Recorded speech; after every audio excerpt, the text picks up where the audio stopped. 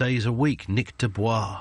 What is it? Is it great news? Is it to be a Tory today? It's a good ambition. Your leader announcing a revolution. It's a good ambition to have, and actually, in fairness, it's with the ongoing agenda to make the NHS safer.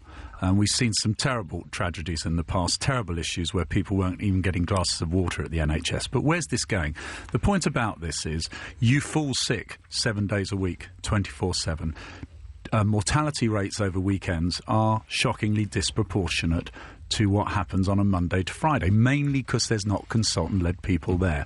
So this is an ambition that makes a lot of sense. It's the right thing to do, but you can only do it if you have a strong economy. And you only have to look at what's happened in Greece, in Spain, in France, where they are making massive cuts to the or their health service budgets because they haven't got a strong economy. You can't even have this ambition. We're funding already 12 billion cash extra over this Parliament.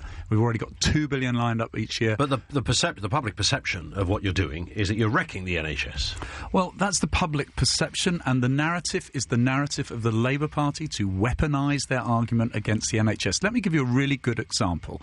In my constituency, right, Chase Farm Hospital, which has been well known for being the A&E that was downgraded, first by Labour in 2008, and then, unfortunately, and much to my objections, by the current coalition government, we're now rebuilding. We've got planning permission, 270 million quid going into a new hospital, condensing the site in one new building, and yet my opponent, the former MP, Joan Ryan, is telling everyone it's going to close in 5 years. That's weaponising the NHS, that's destroying the argument, and it's unfair to the people. But it's only going to be 25,000 square metres, which is a tiny hospital. It won't have an intensive care unit, so you can't go in to have an operation because if something that's goes nonsense. wrong, it's got a high dependency unit. If you don't have an intensive care unit, if something goes wrong, if you have a general anaesthetic and something goes wrong, and also... No, I'm sorry, this is nonsense, and you're making the same mistake. The site is also being used for building more housing, but of the 500 planned homes, only 66 are going to be affordable housing. Well, so first of all, you're building a whole lot of houses where there used to be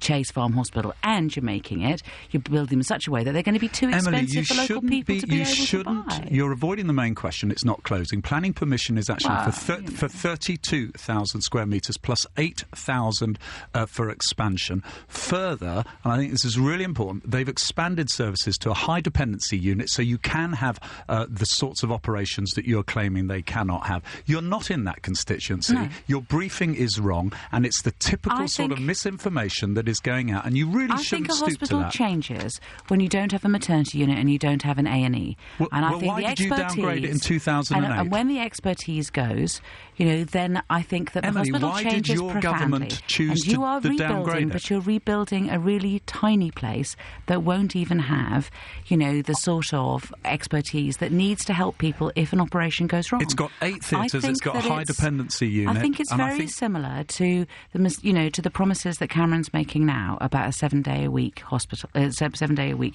NHS. They made exactly this promise in 2010. They've been in power for 5 years. They haven't done anything about it, and now they're dragging up the same promise again. And people just need to look at the record. But they've been in coalition, haven't they? And under the against the backdrop of austerity. Well, so are we saying that it's the Lib Dems that are stopping them from having 7-day-a-week NHS, or is it actually that they've spent all their time completely reorganising the NHS from